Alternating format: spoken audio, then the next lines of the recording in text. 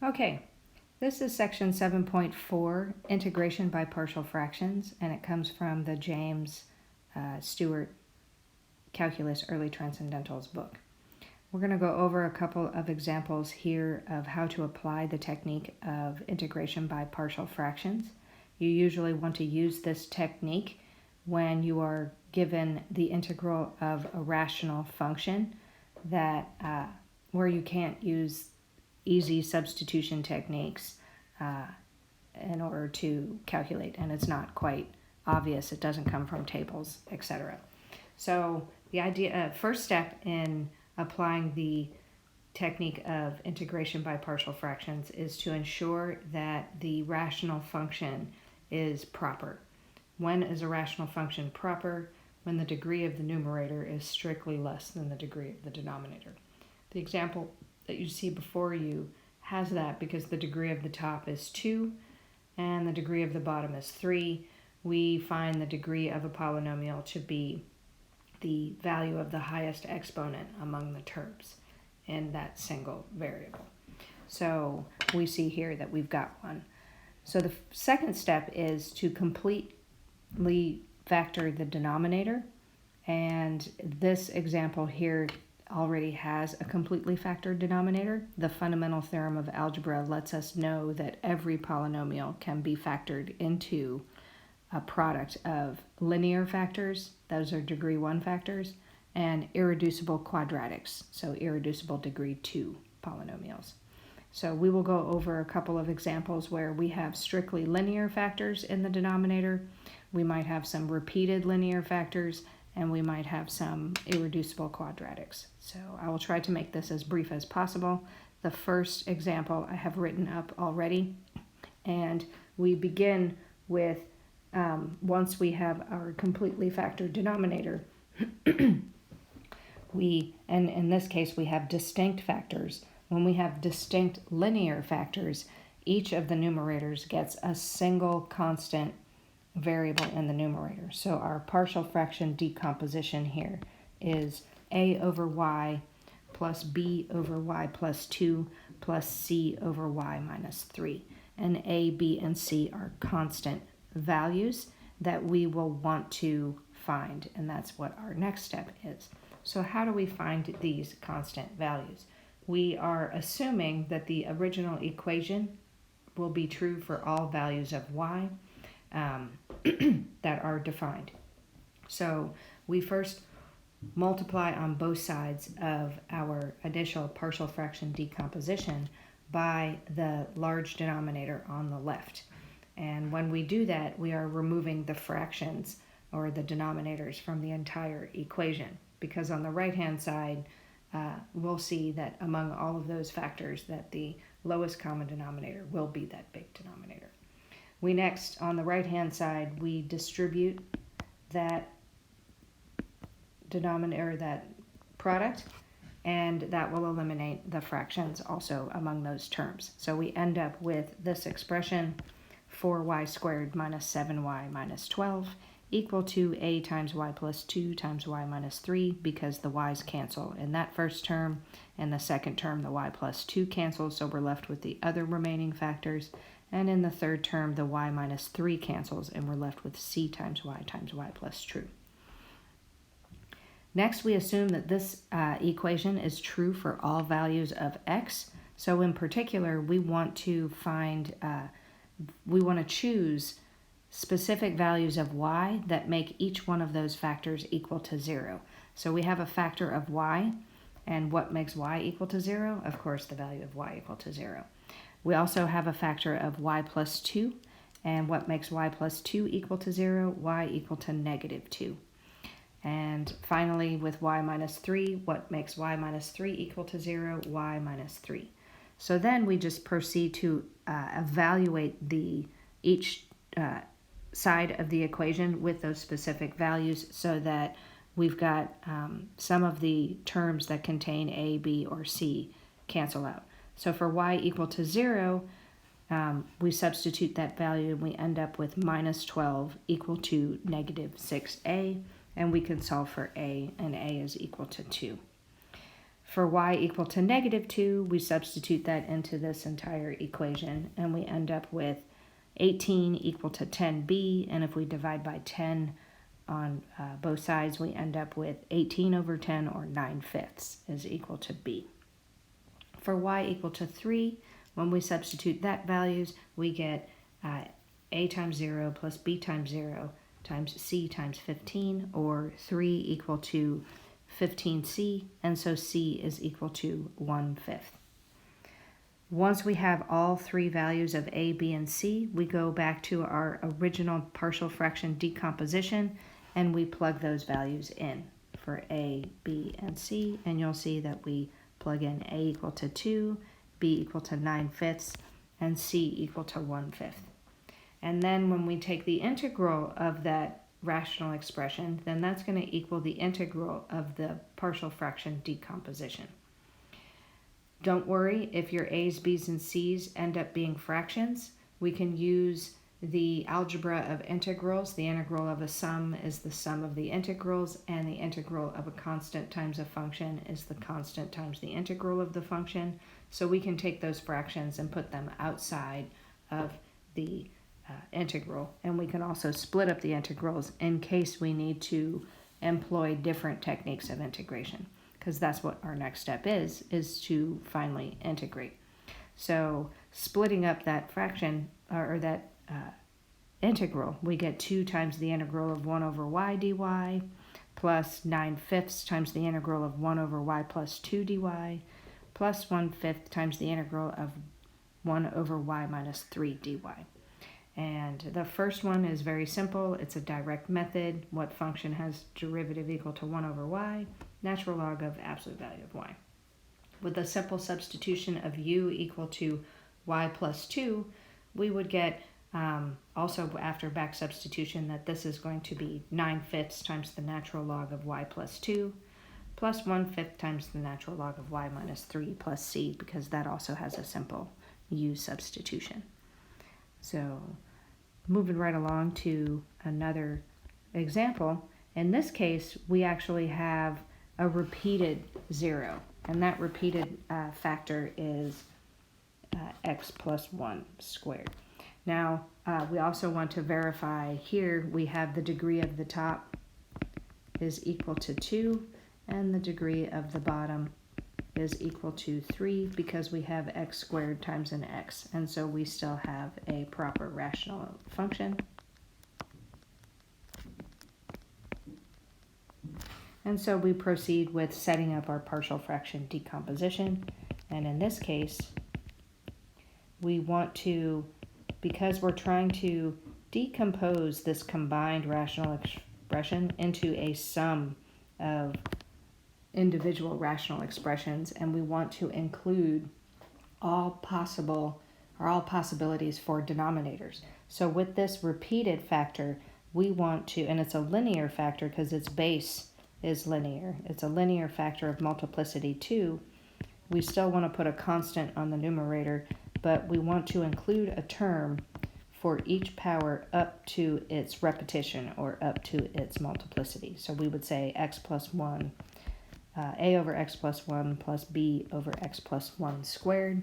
If we had x plus 1 cubed, we'd add another term and add plus c over x plus 1 cubed. And then we finally have a second linear factor, and so we would say plus c over x plus 2. Good. Again, we want to multiply on both sides by the big denominator on the left-hand side, and so we would get x squared plus x plus 1 equal to x plus 1 squared times x plus 2 times a over x plus 1 plus b over x plus 1 squared plus c over x plus 2. We want to distribute, and when we distribute that outside, we cancel one of the x plus 1's, so we would get a times x plus 1 times x plus 2. When we distribute that those factors to the second term, both x plus 1's cancel, and we get b times x plus 2. And when we distribute that outside to the c term, we get that the x plus 2 cancels, and we're left with x plus 1 squared. And we still have x squared plus x plus 1. Good. Again, we assume true for all x. And so in particular, we want to choose x equal to -1 and x equal to -2 because those are the values of x that will make those factors equal to 0 and we might get at the a's, b's, and c's. So for x equal to -1, we'll have -1 squared plus -1 plus 1 equal to a times 0 times 1 plus b times -1 plus 2 plus c times -1 plus 1 squared, and that's also equal to 0. So here we get 1 minus 1 plus 1, and so that's going to give us 1. We have 0, we have b, and then we also have 0. So we clearly see that 1 is equal to b. Good. Next, we'll say for x equal to -2, we're going to substitute -2 into the equation on both sides. And here we'll get a times -2 plus 1, which is -1, but we'll end up with 0 here, plus b times 0 plus c times -2 plus 1 is -1 squared. So we see that the a's and b terms go away because we're multiplying by zeros there, and we end up with 4 minus 2 plus 1, which is 3, and c times -1 squared is c. And so we find that c is equal to 3. Once we find a cup, now we notice that we have exhausted all of our unique values, but that's fine because we have found b and c, and we can always plug that back into this equation up here. So that's what I'm going to do. I'm going to take my values for b, and I'm going to take my values for c, and I'm going to plug them in because we've already found them.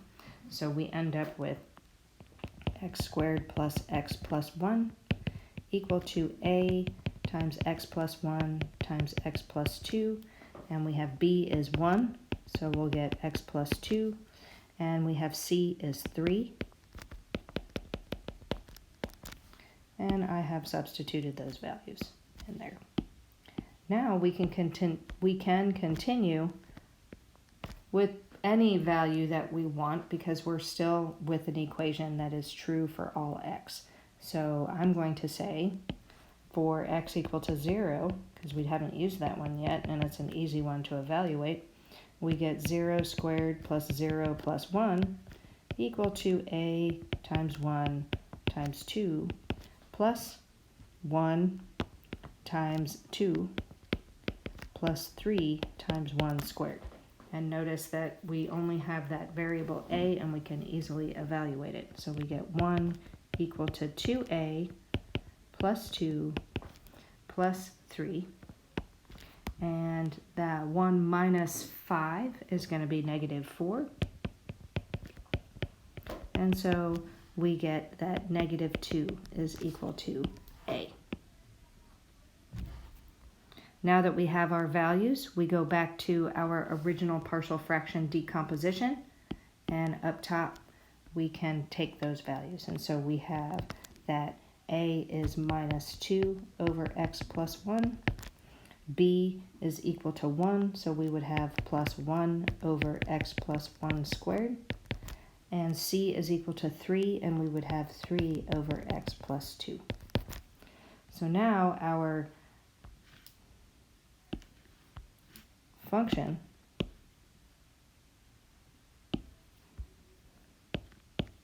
is going to equal our integral of our partial fraction decomposition. So we're going to get -2 over x plus 1 dx, and then we have plus the integral of 1 over x plus 1 squared dx, and then we have plus 3 over 1 over x plus 2 dx. Good. The first terms or the first integral and the third integral are easy to make with simple u substitutions.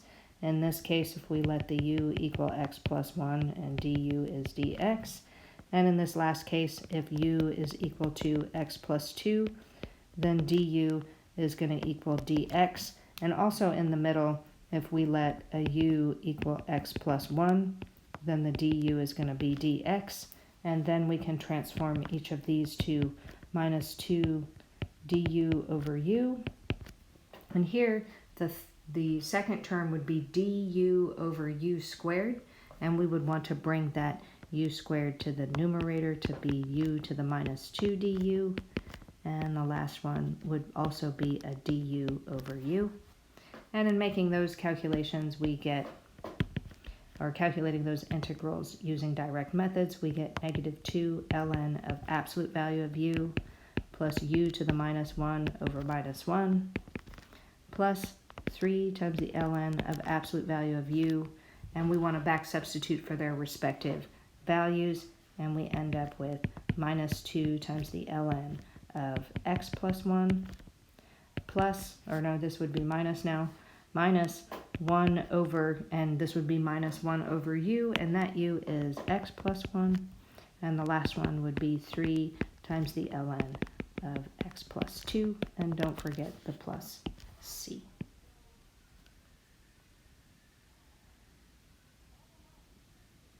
So it is a good idea, because each one might have different techniques of integration, each one being each term in that partial fraction decomposition. Okay, so I'm going to take this one and move it up. And we'll try one where we have some irreducible quadratics. And with our irreducible quadratics, this one might take a bit of time, but again, we want to verify x squared is the degree of the top is 2, and the degree of the bottom is 4, so it still is proper. And so I begin my partial fraction decomposition, and I get x squared plus x plus 1 over x squared plus 1 squared. And that is completely factored.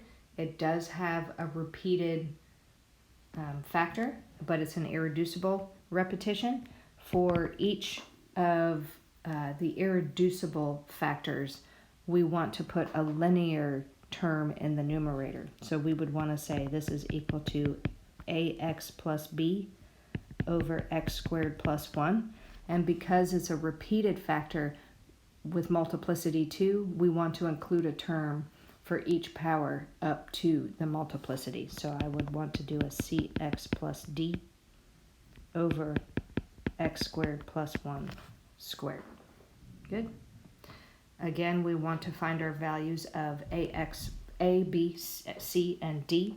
And so we first multiply on both sides by the denominator on the left to get x squared plus x plus 1 equal to x squared plus 1 squared times ax plus b over x squared plus 1 plus cx plus d over x squared plus 1 squared. And we want to distribute that factor through each of those terms to get rid of our denominators. So we'll end up with, in the first one, we'll have ax plus b times x squared plus 1, and in the second term, we just end up with cx plus d. Okay. Now in this case, we have an issue here where we do not have any zeros to consider. So when we don't have zeros to consider, we choose an alternate option, which is to equate coefficients. So how do we equate coefficients? We first multiply through and expand the right-hand side. And here I go expanding the right-hand side. I will get ax cubed plus ax plus bx squared plus b, and we still have plus cx plus d. Good. So that was just first, outers, inners, last. We next want to collect like terms, and usually how I collect like terms is that I just rearrange the terms to be close to each other and in descending powers. So ax cubed plus bx squared, and then I would have plus ax plus cx, and then I would have plus b and plus d. I then am going to collect my like terms, and I see like terms here, and I see like terms here. So this is just going to be ax cubed plus bx squared plus a plus cx. I'm just going to factor out that x, and then I'm going to put in plus b plus d. On the right-hand side, the left-hand side, I have x squared plus x plus 1, and I can just rewrite that as 0x cubed, and then I'm just adding a special version of 0, so for the purpose of being able to equate the coefficients. And now I'm just going to line up, and I can immediately see that in equating the coefficients that a here is equal to 0. I see that b here is equal to 1, and I see that c here, or a plus c, is equal to 1, and finally that again b plus d is equal to 1. And with this one, I know that, or with a plus c equal to 1, we have that 0 plus c is equal to 1, because we already know that a is equal to 0 and b is equal to 1. So since a is equal to 0, we also get that c here is equal to 1.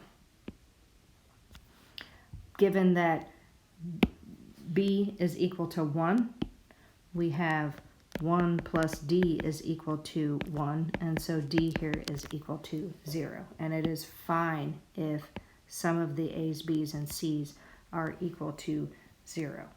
Okay? So then we go back to our partial fraction decomposition, and we plug those values in. And so I can see here that if I've got 0x and plus b plus 1, and then I have c is 1, so this is going to be x, and d is also equal to 0. And so I get x over x squared plus 1, and then I get plus x over x squared plus 1 squared. That turns out to be quite nice. Good. So what do I do with my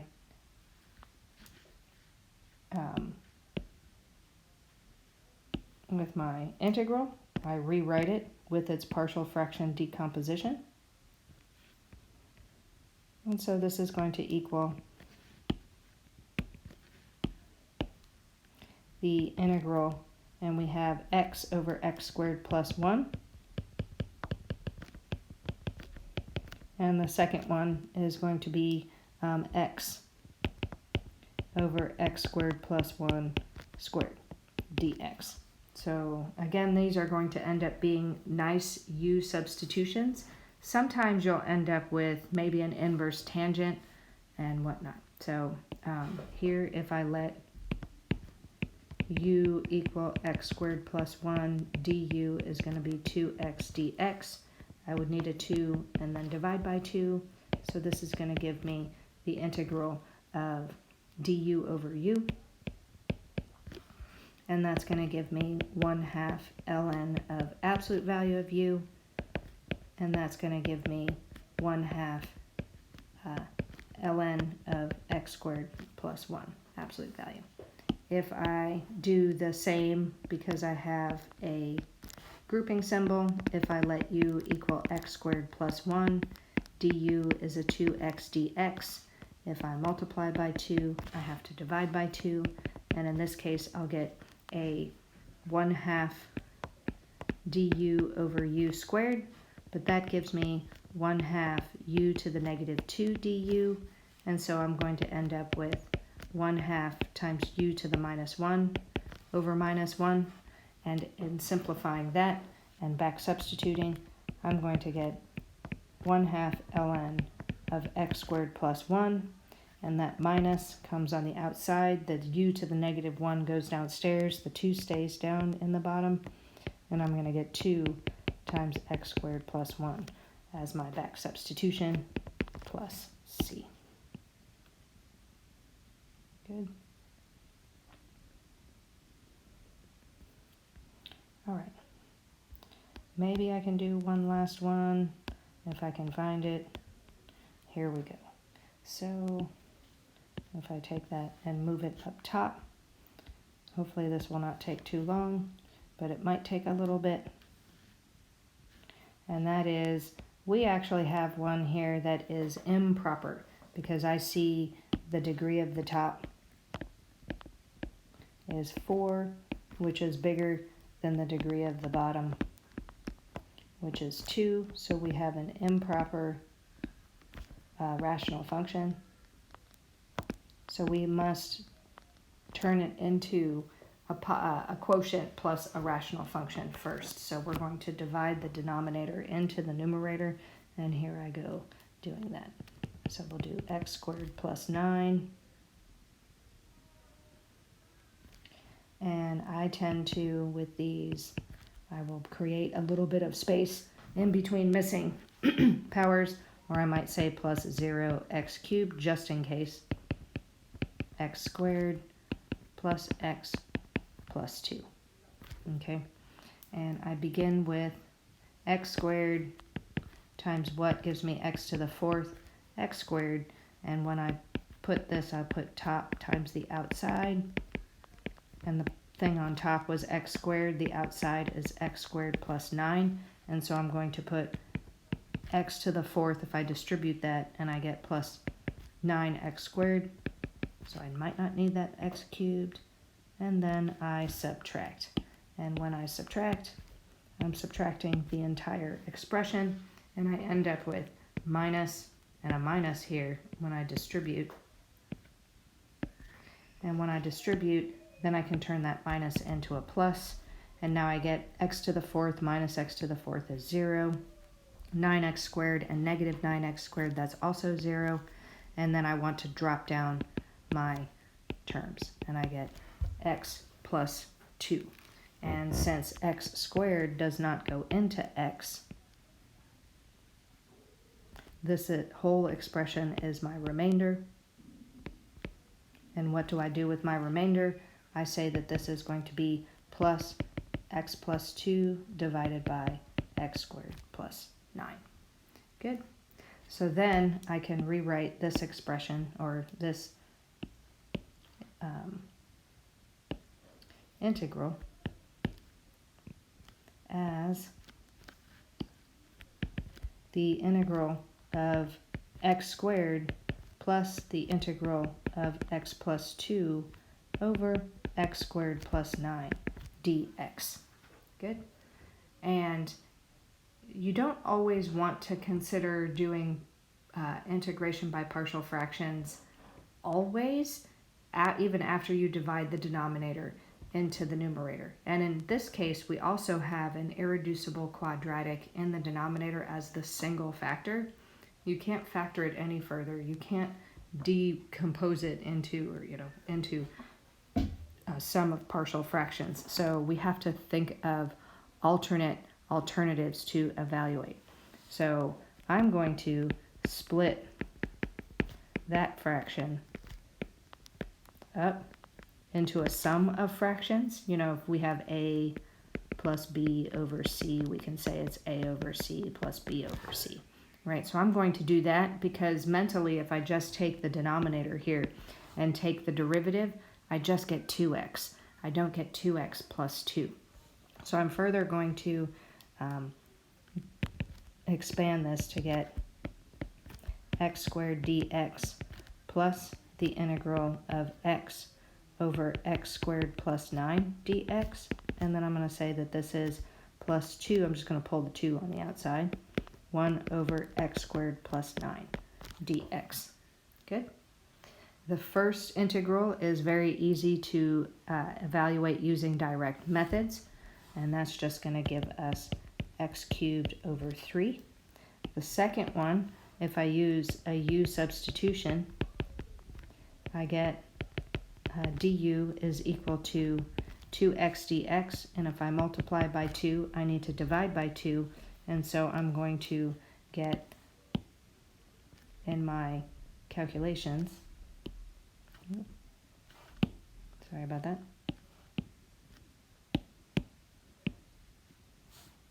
I'm going to just drop this down as x cubed over 3, and I'm going to get a 1/2 integral of du over u. And then I can make that, that evaluates to natural log of u, and I can say that that's the natural log, and in my back substitution I will get x squared plus 9. And this last one, we see an x squared plus an a squared, where a here is equal to 3. And so from our basic table of integrals, we do have inverse tangent of x, good, and over 3. We're going to end up with an 1 over a times the inverse tangent of x over a. So we're going to get that as our calculation. We won't want to make a u substitution, and we will not be able to